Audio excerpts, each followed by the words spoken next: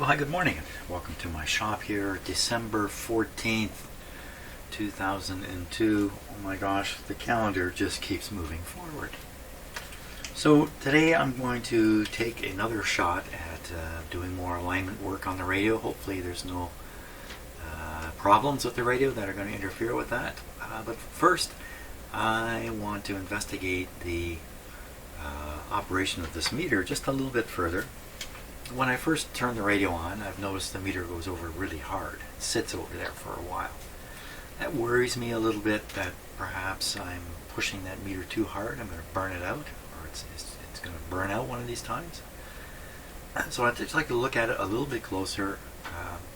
It does have a level adjustment here, and also it can be turned completely off with this switch. That would be off right now, and the meter will come back on here. And I also have a switch here, and the circumstances of that switch, which has come loose behind here, is that it's switched on. So I want to start by taking a look at the schematic and just reminding myself how this is done. This is wired between the B plus supply from the power supply and the screen voltage of one tube in particular. I can't remember which one it was, so let's take a look at the schematic. Let's start by looking at the schematic. Now, I've got two schematics that I'm looking at. Neither of them fit the radio 100%, so this could be wrong, but that's all I've got. So here's the S meter socket. This is as far as this schematic goes. It doesn't tell you what's happening on the other side of the socket, but I have another little schematic that will show us that. So for now, we just keep in mind that the meter is being pushed by the difference in voltage between this line and this line here. Let's follow this line. So we'll follow it down and towards the power supply. And it's stuck out on the end here with a 10K resistor back to the power supply. 12K to ground. Okay. We follow the other wire.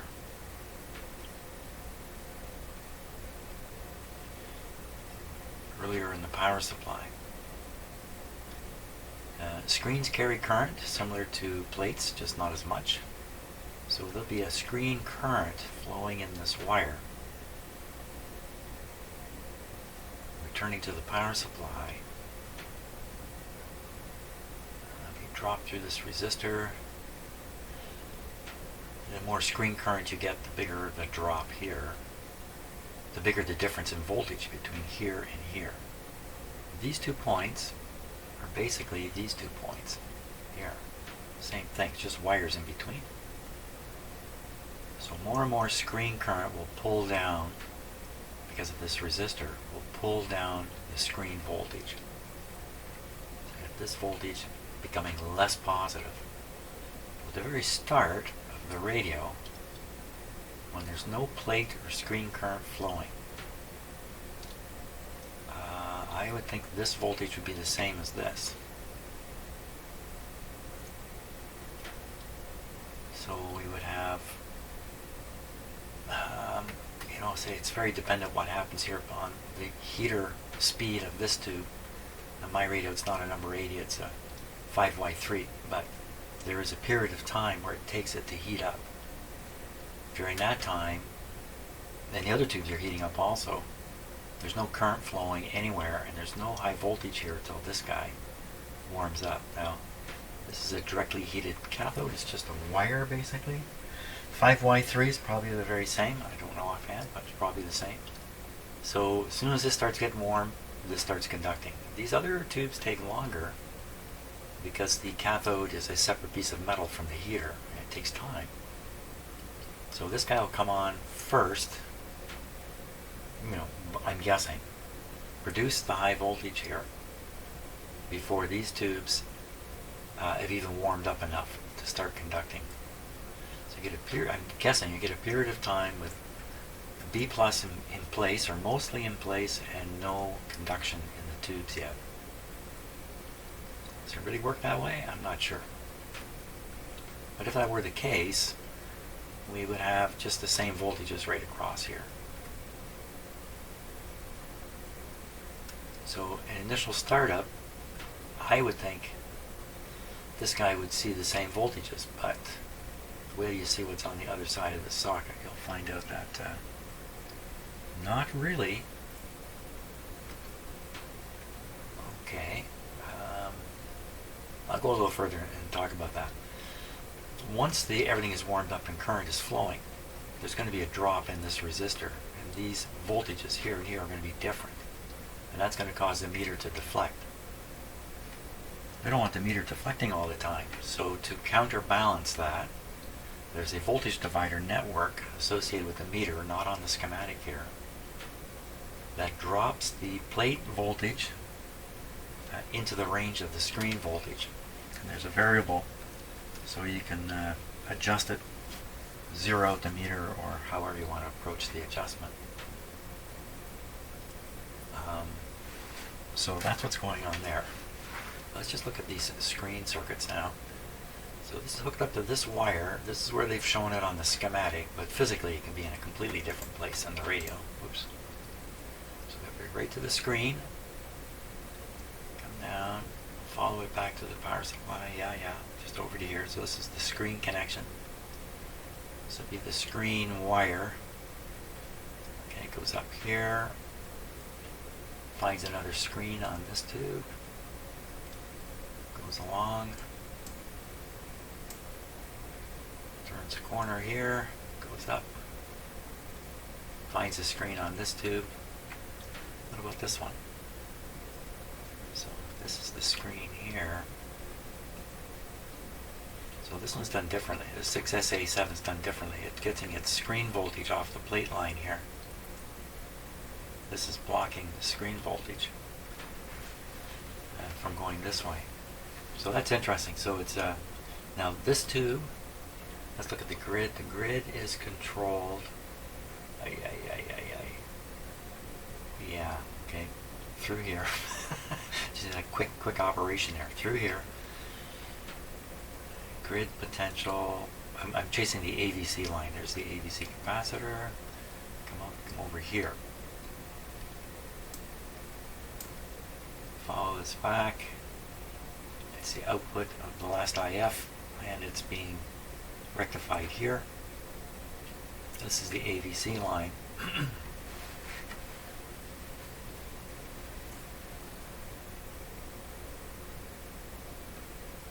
So it's a very interesting way of doing this, doing the meter. And I suspect the challenge is, how do you get AVC voltage effects onto a meter that requires current? This is a clunky old meter, requires current, but you can't take the current out of the AVC system itself. So you'll monitor one of the effects of the AVC system, which is, when these grids are throttling, when they have a negative voltage on them coming from the AVC, the current flow is throttled through here. That throttles down the current flow through the screens, and throttles the current flow through here, reduces the current flow through here, causing a variation between these two voltages. The plate voltage should not be varying. The screen voltage is allowed to vary in this radio. Maybe that's normal. I don't know. So that's basically the concept here. We'll look at the other side of this now. Just do it through a camera. Okay, so I have a couple diagrams of this. This is the most complete one. So there's the jack, or the plug on the back of the radio, if you like. Here's the plate voltage coming out. It says B+. It's down through a voltage divider. They're all similarly sized resistors. They're not exactly the same, they're just similar. The M actually means 1,000, doesn't mean 1,000,000. If they wanted it to mean a million, they would write the whole word meg, or the part word meg. So I've got 20, 25, and 10. So roughly half the voltage is divided here. This is the adjustment connected to the meter, and the other side of the meter is going to the screen. You assume the screen is always a little bit negative relative to the plate, or the plate is more positive than the screen. They're both positive to ground. Even though it says negative there, it's not really negative. And that's how this works. I don't know if I should say too much more about it, really. That's enough to know for now. So what happens when we turn this radio on? I'm going to have to risk the meter here. You know what? Maybe I'll put another meter in to monitor some critical voltage that's also varying, that's related to this, so we can watch these two meters operate. Maybe get a feel for how bad the pressure is on this. Now I can solve this, my concern, of turning the set on and burning this meter out quickly by simply operating the switch up here. The sensitivity. If you open this switch, the meter is well, is the meter disabled? I think so. I think that's what I saw. Because you also have an AVC switch. But this is a single pole switch. So yeah, I know where this one is on the schematic. Yeah, I'm pretty sure this just interrupts the meter. That's all that's happening.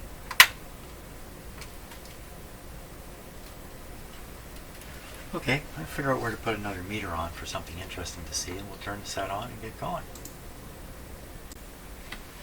Okay, so I've given this a little bit of thought, and I think I have a handy opportunity here, which is this stuff: resistor, potentiometer, resistor, potentiometer, resistor. The top line here is the B+. You can think of that as a fixed voltage once the set warms up and is running. The varying voltage is the screen voltage, which is brought over to here. Why don't I just monitor the voltage between here and the B+ itself, just to see what's happening between those two voltages while the set is warming up. That's the main idea. Even though this says negative, it's not to be confused with the B- over here. There's nothing negative about this. Well, yeah, it's negative relative to this side. Or these are the terminal markings on the meter, on the back of the meter. Put the negative here, put the positive over here. This is going to be a high positive voltage here too. And if the meter is showing 0, then the voltages are essentially equal across there.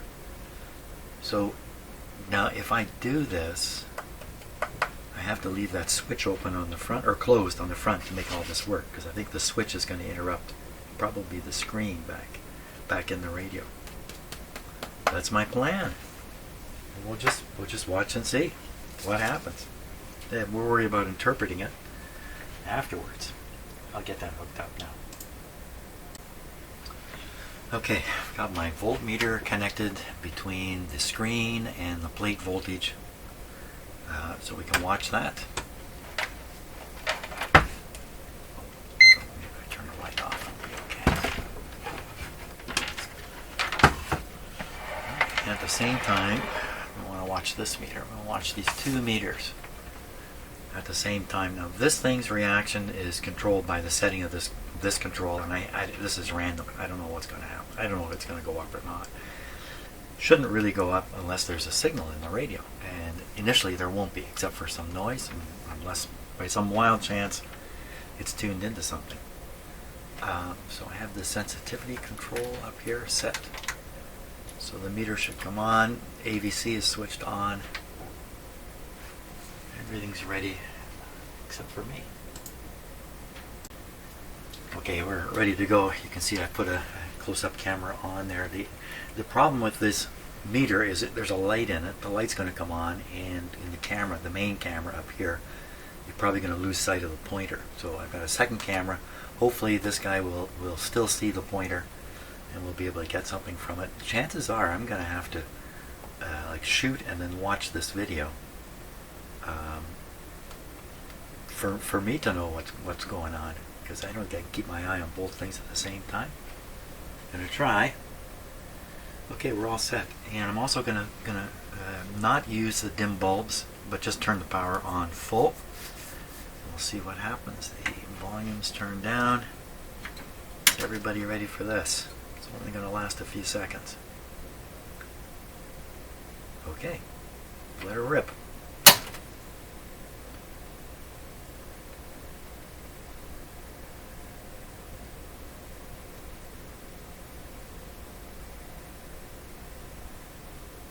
The meter's being driven backwards, I'm pretty sure. Well, that wasn't nearly as exciting. So the meter didn't get thrown all the way over, but then I've got it adjusted to some degree here. Now, just in thinking about that, okay, so that wasn't nearly as exciting as I kind of expected. But 159, yeah, I guess that's the plate voltage for those tubes, I guess, I don't know. No, this is the difference voltage. This is the difference between the plate and the screen. It's 150 something volts there. And I've used this control to zero that difference out. Let's fiddle with it a bit, see what happens here. Well, there's nothing happening, Jim. Well, what have you done wrong now? Well, there's no signal. We need a signal. We need a signal. Quickly, somebody find me a signal. Well, just do this. Find some noise signal. I have to turn on a signal generator here. Why are you not going up at all? No antenna except for my signal generator. Let's try another band. Let's just go wild. Go wild here. Nothing happened.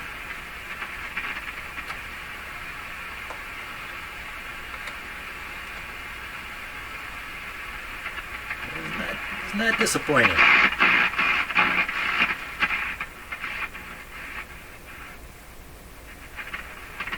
I'm on a band I have not aligned yet. Okay, well, it's calling for signal generator.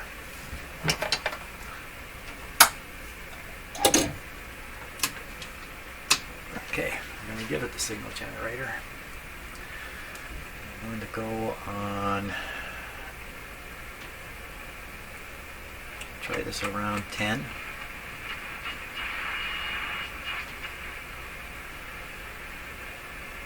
Around 10.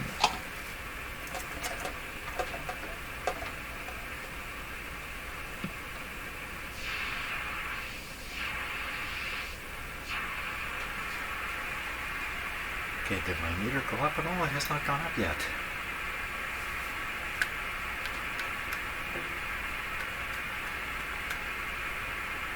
Well, give it some more boost here.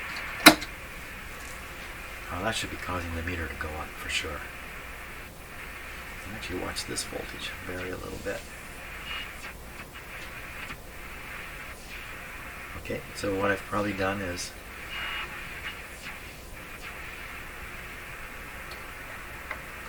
yeah, that's the problem. Here we go. Okay, we got somewhere. Now, zero this meter properly. I think if I open this switch, the meter falls to as if it's not connected to anything, type 0. I don't think I can vary it with this. No, there's just nothing happening now. Turn it back on. So we want to go to a place where there's no signal. And we want this to be showing, it won't come up. Oh, that's interesting. It won't come up. Let's go back to where the signal is. There we go.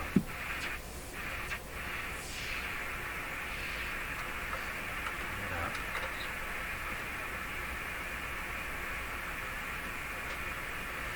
Well, that's the limit. That's right over the limit. It's dropping hard to 0. Watch this meter here. Oh, we're talking about a tiny voltage variation.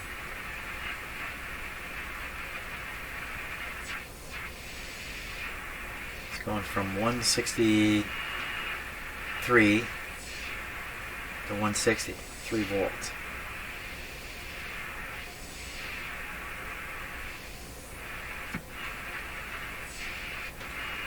You can hear this meter clicking when it hits the 0. So I think it's being driven backwards.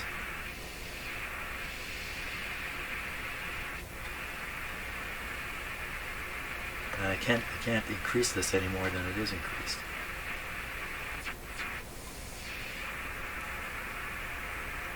It's different falling back to 0, just being 0 and being driven back. I get the same problem, especially if I do that. I don't know what to make of that meter.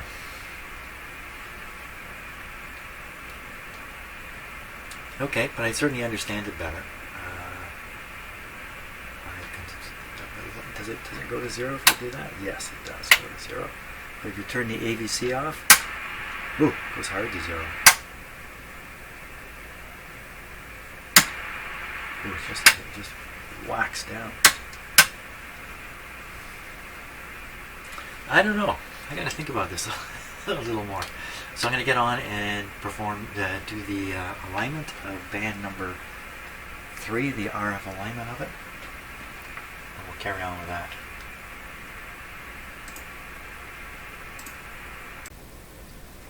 So I was just getting ready here, and I had something odd happen to this radio, which happens periodically when I'm doing this kind of work. And seldom do I get a chance to really even think about what's really happened here. So the radio was operating, was making a hiss, and I was simply reconnecting this AVC clip lead, just going to my voltmeter here. And the moment I clipped it onto the wire, there was a small pop in the radio, and it's silent now. It went from having a hiss to being silent. Now, I've experienced this with a lot of electronic things over the years. Sometimes this kind of situation you correct it by, turning things on and off again, or off and on, I guess. And whatever it is that happened just goes away. I don't know what happened. So this is going on to the output of the detector. I mean, this could be as simple as a coincidental thing that took place. Maybe if I just touch one of these knobs, it's going to come back to life. Let's just find out for crying out loud. Maybe I'm full of crap. Is it there at all? Oh, it is, but it's quiet. Oh. Because this volume was happening back here. Is it because of any of these? What about the band switch? Just turn this up a little bit so we don't miss it. Signal strength is still high. The signal generator going over here. It's actually blasting itself out. So, how do you even approach this kind of problem? Well, it would have something to do with, if it's electronic, it has something to do with the circuit I touched. Did I disturb a cold joint? Is there some... I often have guessed it's a capacitor. And what's happening is, it doesn't matter that it's a capacitor. It's something where there's a break in the connection. And when I introduce the shock of attaching this, not much of a shock, it's enough to cause this to come open. Yeah, I don't know. That's just a crazy thought. Wouldn't it be more likely to close? So we're going to try connecting this again. Maybe the problem will just go away and that'll be the end of that, and it'll just continue being a perpetual mystery for me. Right on here. There's nothing happening at all. Okay, let's stick this a little bit. Like, why would it go quiet? Because I just touched this wire. Well, that's a good question. Wait a minute, I don't want any of this stuff happening. This is making alignment really almost a ridiculous undertaking at this point. I'm going to put the modulation on here. Trying to hear what's happening. Oh, what's all that? Scratchy sound. is that? Is that part of this? That's part of the picture. Oh! Come on. Who's doing this?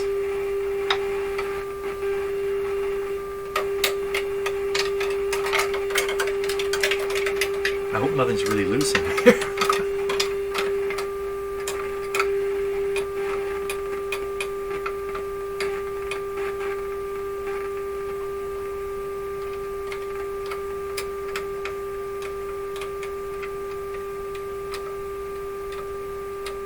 It hasn't come back, has it, volume-wise? Well, I can't be sure now. I don't think it has. Tell me it's this crazy arrangement over here again. Oh, jeepers! You gotta be kidding me. Well, look at how I got this hooked up. Okay, everybody stop. Okay, tell me, I hooked up the input signal to the ground terminal. Now, why it was popping like that, I don't know. But that explains why I was throwing such a strong signal over here to get it to operate. Okay, don't be so stupid.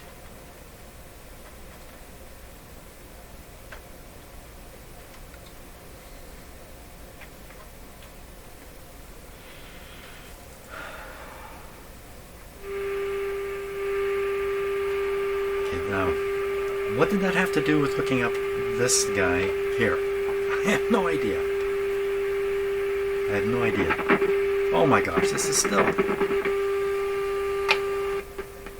Holy smokes. I thought I had this fixed. Let's come off here. We're going to connect... So I have the RMA antenna simulator here. I'm going to connect to it.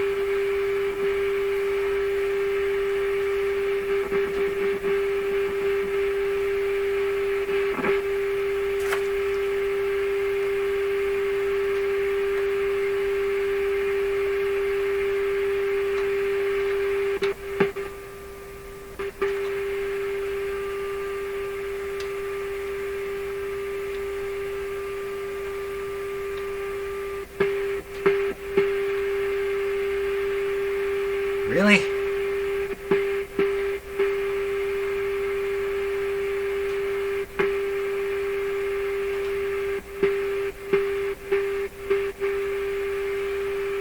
What? Okay, there's more here. So yesterday I identified that this was not grounding properly to the chassis. And I put this yellow jumper in over to what I figure is a more reliable ground point. Over here. There's a link that is connecting this terminal to this terminal. That link is there. Is this the trouble guy? Did I not tighten the screw?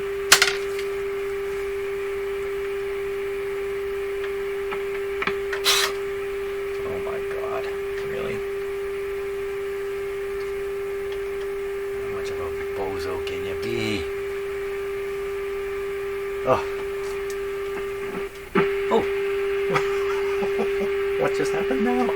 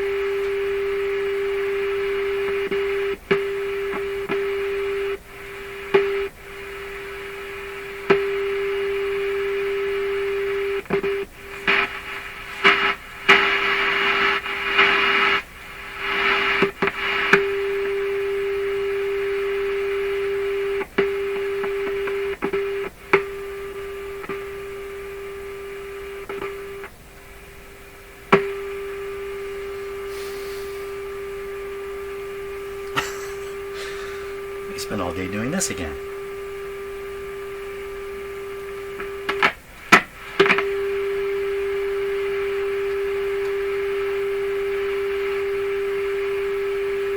Oh, jeepers. Hi, it's 1 o'clock. Oh, really?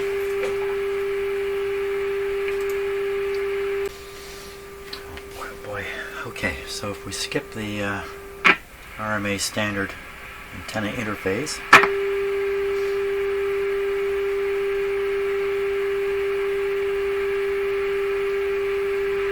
nothing happening.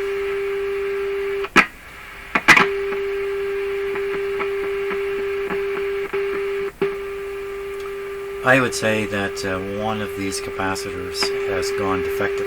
The lead is. I probably bent this thing way too many times, and that's what's happened there. Oh my gosh. How many times? Well, I don't have another circuit like this made up, I don't think. Turn this down. Or do I? Do I have another one?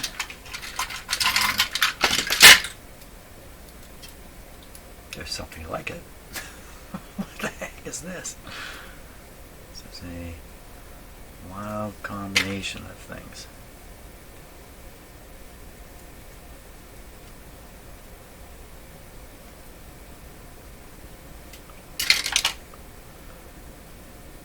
So this is another. No, you know what? This one, it's got a diode in it.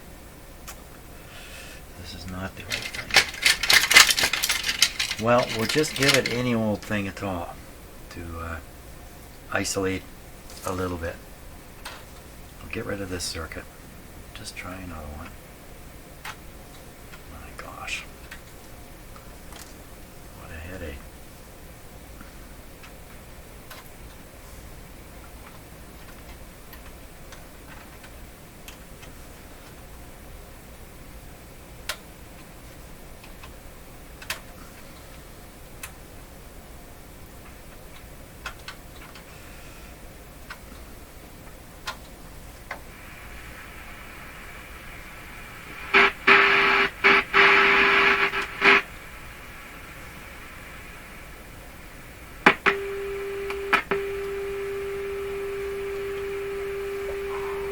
I think we're good.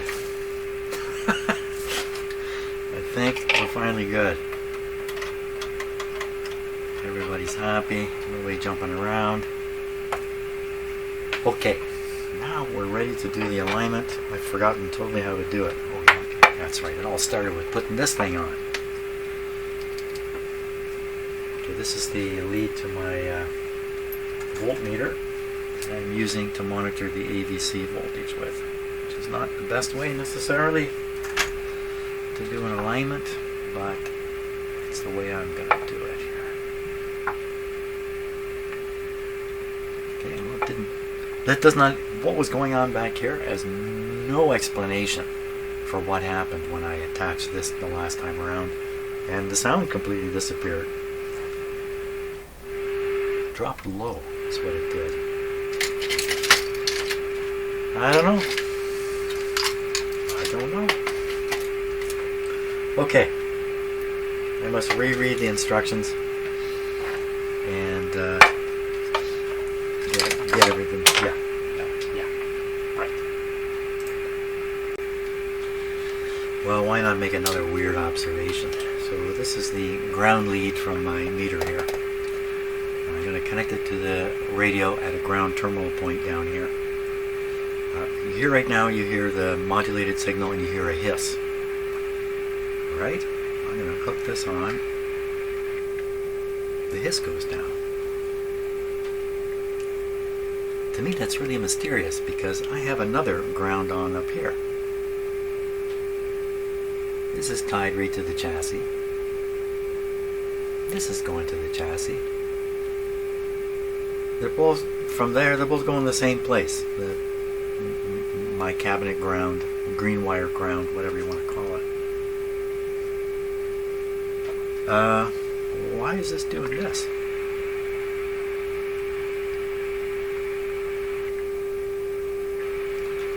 tone remains exactly the same.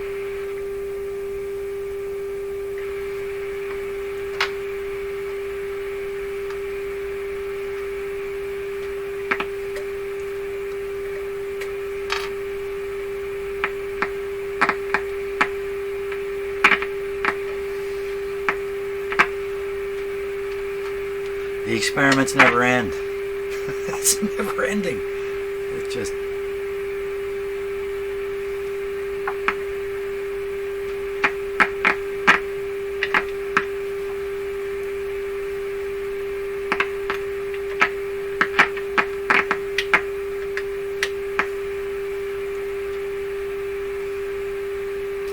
Pilots crash airplanes because they become overly interested in one thing on their dashboard, maybe engine RPM or whatever it might be, and they become hyper-focused on the one item, which is kind of what I was doing here. But at the same time, my hands are all near all this stuff. And I said to myself while I was doing that, you better broaden your, like, don't get too focused down on here, or the next thing you know, your knuckle will be right in the radio. I wouldn't be a good pilot, I'm pretty sure of that. You can add, there's a long list of things I would not be good at. Doctor, pilot, all kinds of stuff. Okay, now. What are we doing? I'm gonna go relax for a few minutes, and then we're gonna do the alignment of these guys way up here. Okay, I think I know where I'm at. You know what? I'm black and coffee. That's right. So one of the things I really haven't said is that this is my first time through the alignment. I plan to do the whole alignment again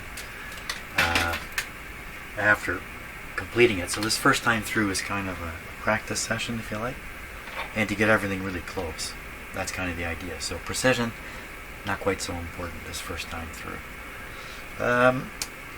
So here's the AVC voltage, and if I tune the radio a bit, you see it go up and down. The AVC on. Should probably do this with the AVC switched off.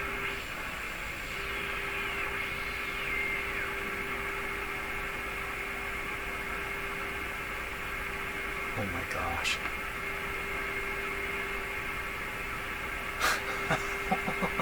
Yeah, at every turn, something's going on.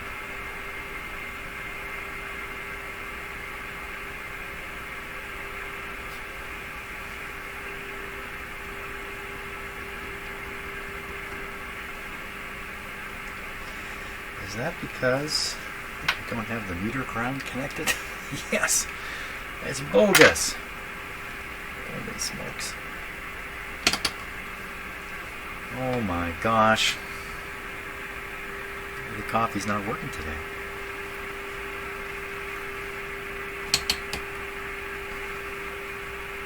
It's still.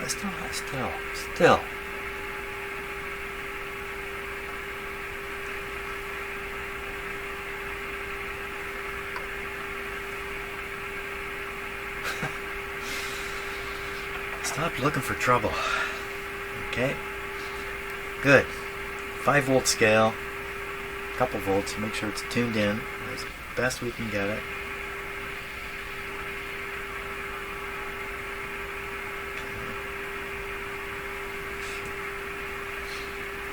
Now, 2 capacitors to do here. This guy, don't get it wrong. This guy up here.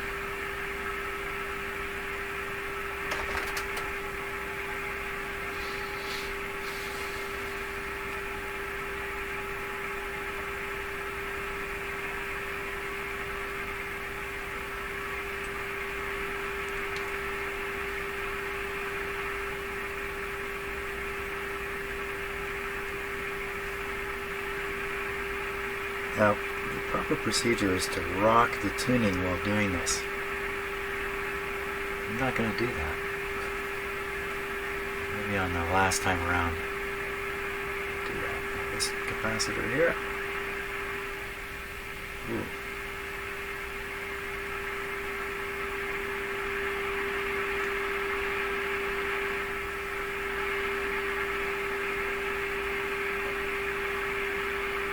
Plastic screwdrivers don't do well. Oh, uh-oh.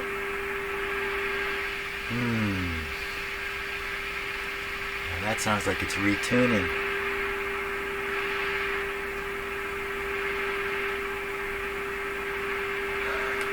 The last radio I did was also a Hallicrafters. I discovered... Oh, how'd this go way up here? I discovered that...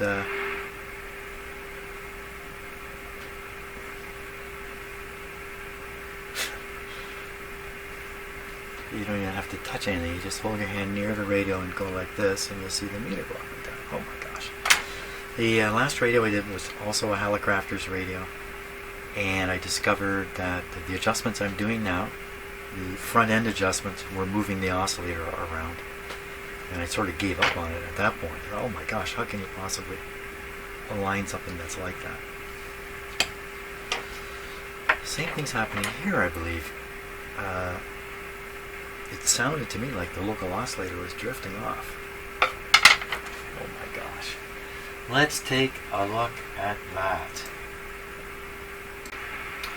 Okay, so on the SDR, you see two lines. I know from previous experimenting, one of them is real and one of them is not. One of them is an artifact of the SDR, and I'm guessing it's because the SDR is overloaded. You see these peaks going right off the top here. So I'm not going to worry about that. One of them is the real thing. What we're interested in is do one of these two things move when I adjust things in the radio that shouldn't cause a change in the local oscillator. That's really the issue. Come on over here. Okay, so that's my SDR pickup coil. This wire is out here for no reason.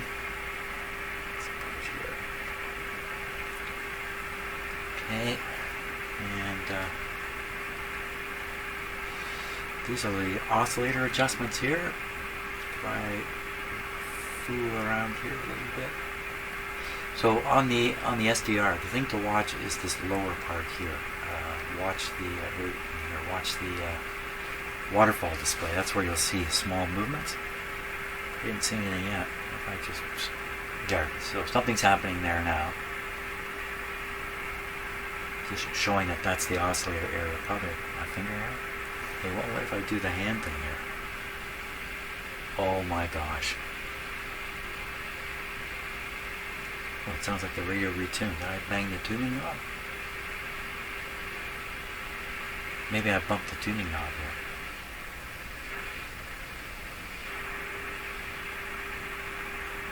Okay, we're tuned in maximum. Yeah, I think I must have bumped the tuning knob. So you wouldn't want your hand approaching the radio to cause the radio to retune. That would be disastrous. Okay, now, what I think I saw was when I turned this adjustment, the oscillator changes.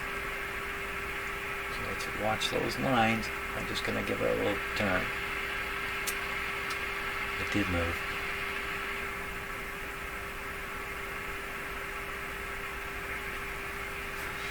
Zoom in here.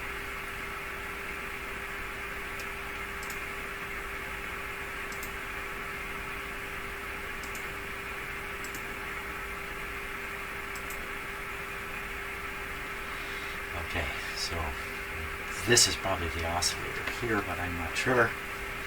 Now, I'm going to do that adjustment again.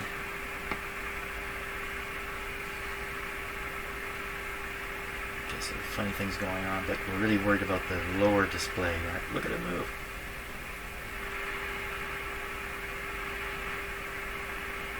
How are you supposed to do this? It's got the same effect as the other radio. Now, part of the instruction is to rock the tuning control while you're doing this.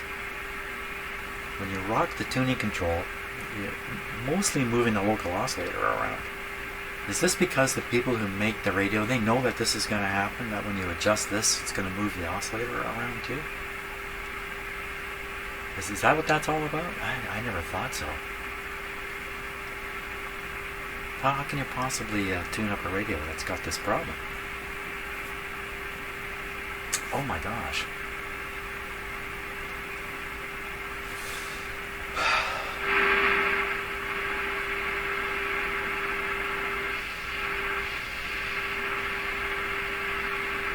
Maybe that's the whole reason. Because for some reason radio designers can't avoid having adjustments here affecting what's going on over here. I don't see why. I don't see how or why. But I really haven't looked into it. This is the second radio now. Both of them are Hallicrafters radios that are exhibiting this. But I've never looked for it on other radios. It could be other radios are doing this too. Well, could it indicate that there's some inappropriate connection between here and here, sort of, maybe through like a bad component again, or something of that sort? Does this radio have a bottom plate? It sits in a metal cabinet. Sits in a metal cabinet. That's why I'm going to have to do the alignment. When it's all done, do the whole alignment again through the metal cabinet.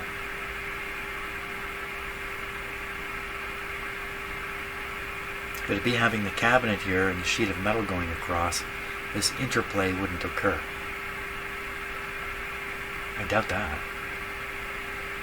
Well, all we can do is do the best. So, we really don't want to be retuning the radio now because I've touched this one up. Is this one causing that effect too? Oh, almost did the wrong capacitor there. Duh. Here we go. Looks like it is. Oh my gosh, it is moving.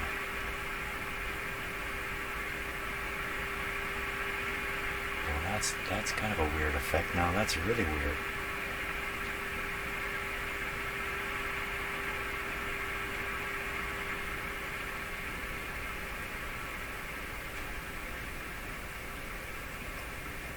What's really weird is I think one of the two peaks shown on the SDR is a fake coming from the SDR. It's a reflection about the center point. The center point is above my red pointer here. And so it's reflecting the same thing on either side. But if that's true, how come adjusting these things affects them both? Well, I guess the SDR would affect, I guess that could be the case. Indirectly. The SDR is compensating for something. What if I can knock down the SDR input strength? Okay, let's try this. This is the SDR antenna here. Instead of a nice, fantastic coil, we'll just clip these two things together. Weakened it? It's still there. They're still both there. They look exactly the same. Thinking if I weaken the antenna signal, at some point the overload would go away on the SDR.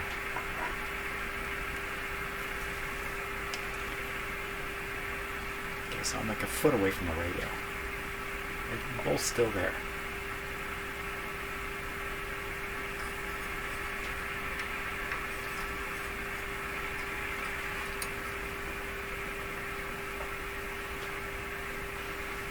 So I'm like 2 feet from the radio now.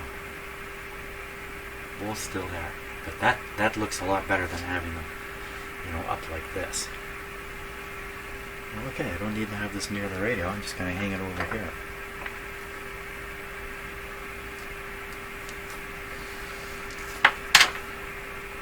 Is everything still doing the right thing? Yeah.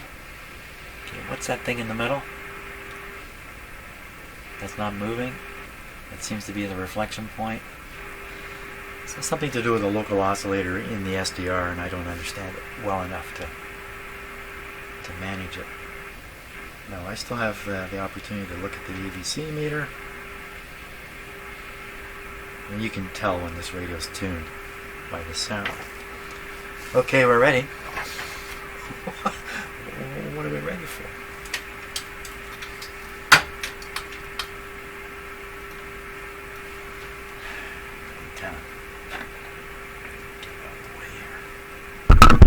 Whoops, sorry, banged the microphone.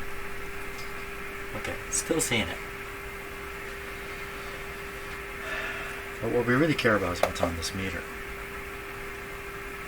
Okay, trying once again. Sorry about the wire.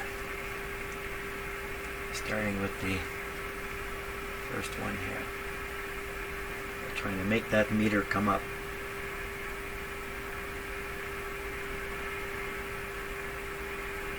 So I fooled around with the tuning on the front. Let's do the rock thing and see what happens. This is going to get tricky here. I gotta put a brake on my turntable. Okay, so I've got my I'm going to try the rocky technique here.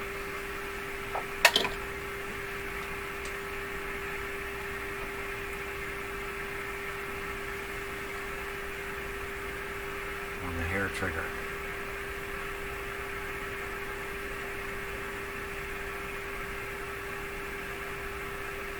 Okay, tuning the radio a little bit.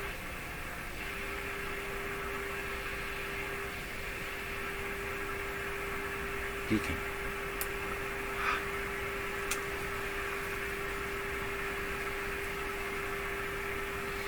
Something else I realized, it holds way out on the end of this. You have all this area to develop the torsion springiness. If you hold it way up close, you only have this little bit stiffer. Oh, I'm going to get the wrong one sooner or later.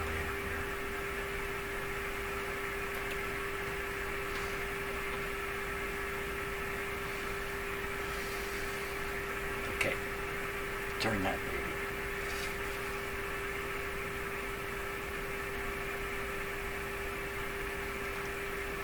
That's the max. Now we'll try the next one. This is the one that affects the oscillator. Or so it would appear. There we go. Down. Down. So it's right, it's pretty much on the money. Now the idea is tune a little to the left and find a stronger setting. No, there's nothing. There's nothing.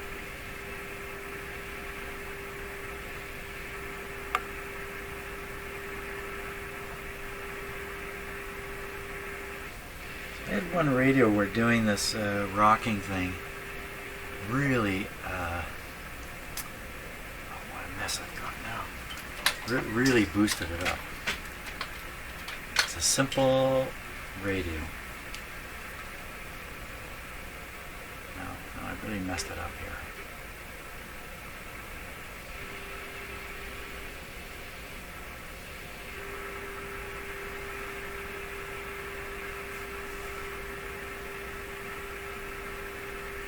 Oh, finally I've turned the wrong screw. Whoops. It's supposed to be up here. I knew I was going to do it sooner or later. Okay, here we go.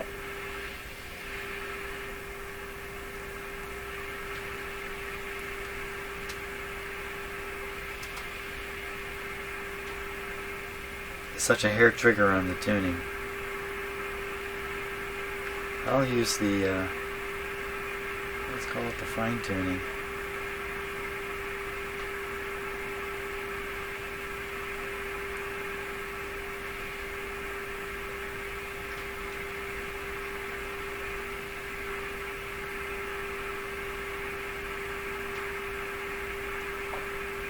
So I'm trying the rocket technique here.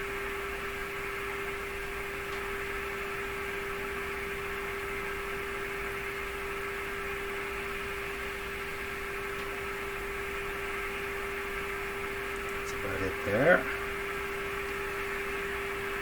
Not able to get it any better than that. Well, that's just the top. Now we gotta go down to the bottom. Down to the bottom. So we're gonna do this at 6 megahertz. Okay, that's on 6. Set this on 6.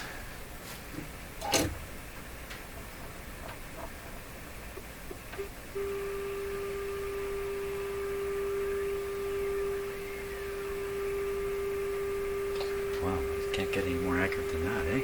Excellent. Good on the oscillator alignment. Okay, now we're doing the slugs. What's happened here? We're doing the slugs. That's a pretty high voltage. That's almost 20 volts. That's something else I wanted to look at. What is the expected AVC range? This is a weak signal I'm feeding into this radio. Seems like it's super sensitive. Okay, so we do the inductors now. Here we go. First inductor.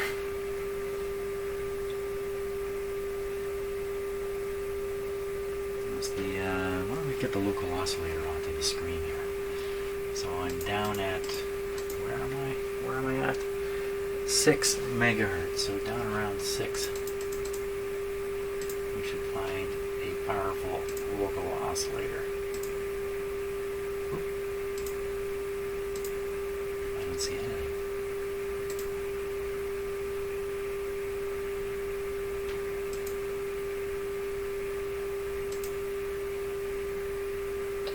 That's interesting. Oh, I've got this expanded out. That's what's going on. That's what's going on. Let's go back up.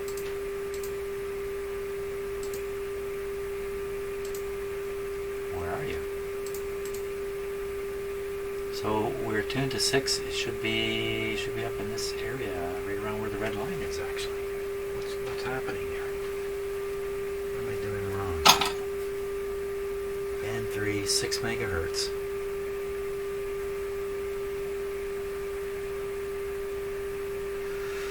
My pickup coil is way far away. Let's bring it a little closer. Oh, I can see something growing quite a bit there. Well, there it is. There they are. There they all are. Now, does that make sense?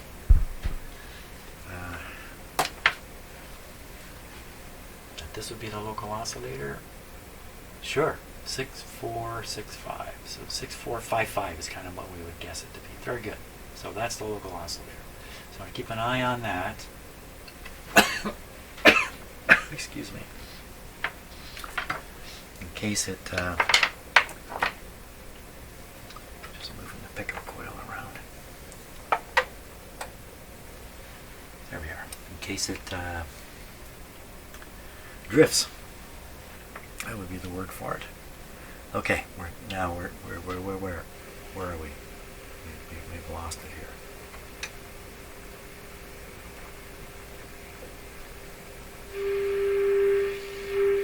Oh, much easier to tune down here.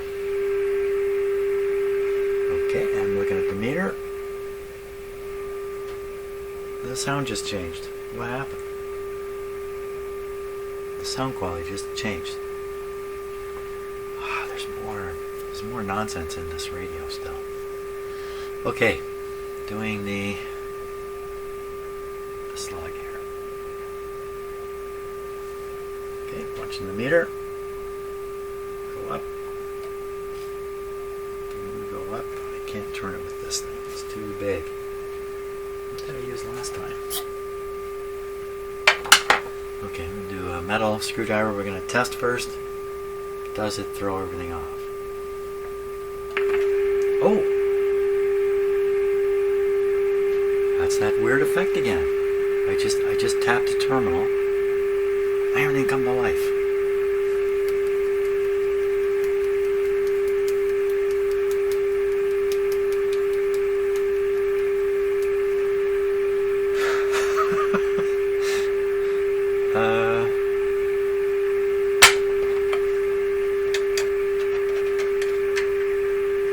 Switch here?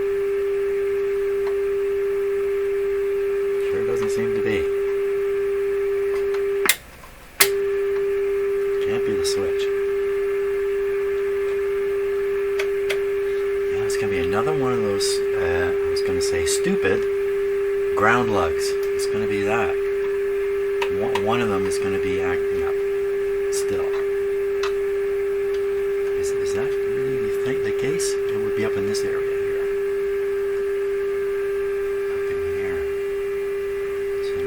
That radio sounds like it's overloaded.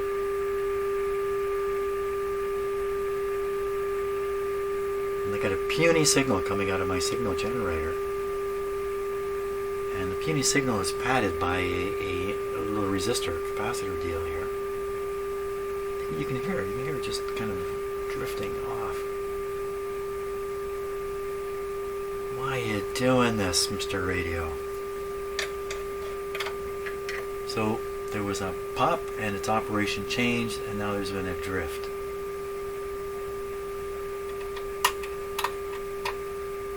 Last thing I want to do is loosen up one of these riveted grounds. Can I even find it this way?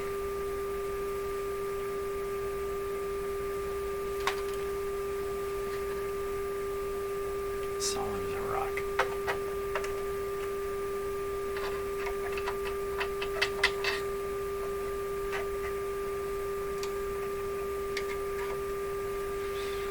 Let's see. Here's another one here. There's the rivet right there. They're all over the place, hidden away in unsuspecting locations. But it seemed, I could be looking for something that doesn't exist. Oh my gosh. No, always acting up. Okay, back to what I was doing. I wish I knew exactly what I had tapped. I brought the screwdriver down. I just struck something. Well, let's strike some things again.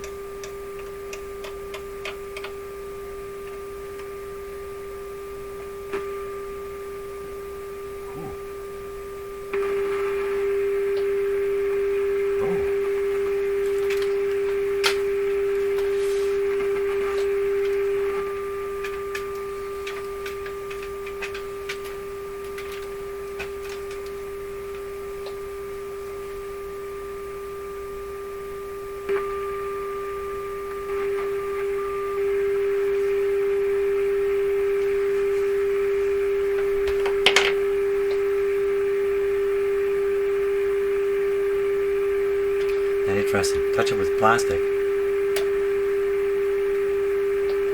Nothing happening. Oh, there is something happening.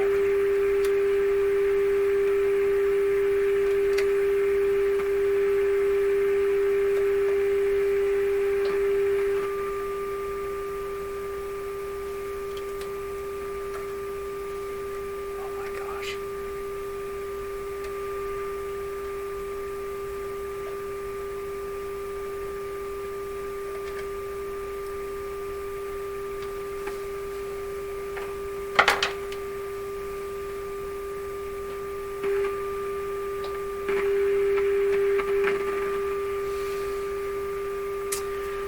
Well, I got to think about this one.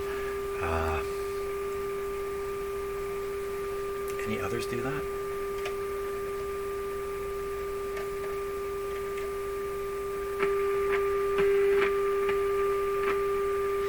So, what we're looking at here is a terminal. And to the terminal there are two wires connected. One is up above here, which we can see. That's the lead wire here. But underneath, inside the body here, there'll be a connection between the coil wire and the terminal, which may be soldered, may look just like this. Sometimes the wire comes up pretty high, you can see it, but I don't see it here. The effect suggests to me that we've got a connection that's got corrosion involved with it in some way. You would imagine that the wires from the coil are soldered to this lug. That's a normal thing. Down inside, underneath. When they manufactured this piece.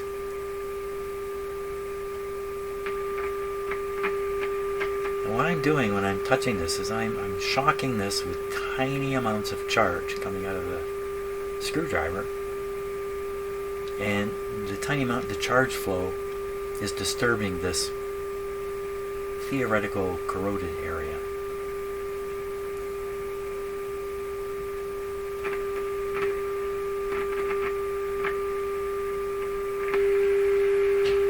How do you solve this?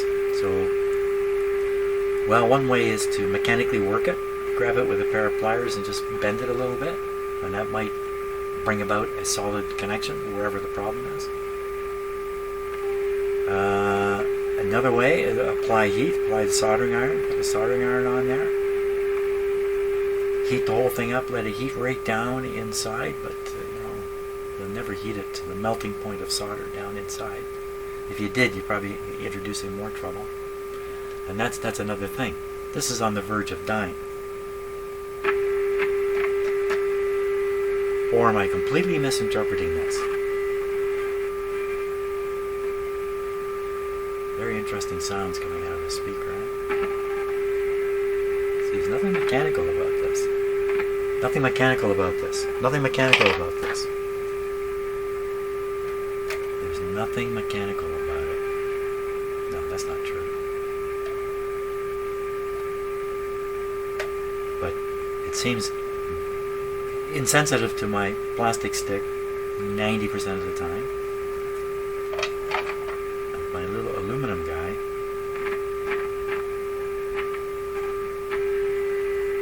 can wake him up. Where's that wire going? The wire is going to the switch. Okay, now can I get in and touch the end of the switch? Without shorting something out. Touch the end of the switch terminal, which is coming from this wire.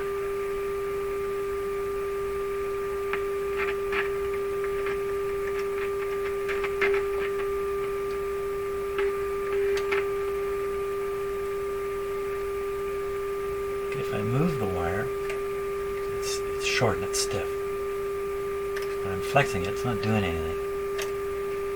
If I touch the terminal, again with this screwdriver shank, we get the effect.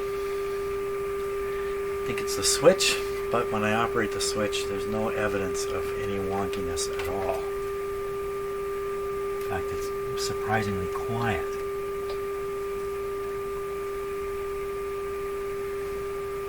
I think it's probably a coil connection.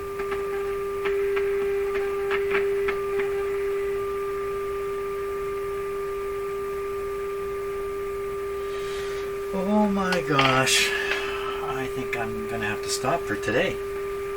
I'm not sure what to do about this. I told you the two possible solutions I'm aware of. A little mechanical flexing, I don't think that's going to help. Applying heat might help, but if this problem is more...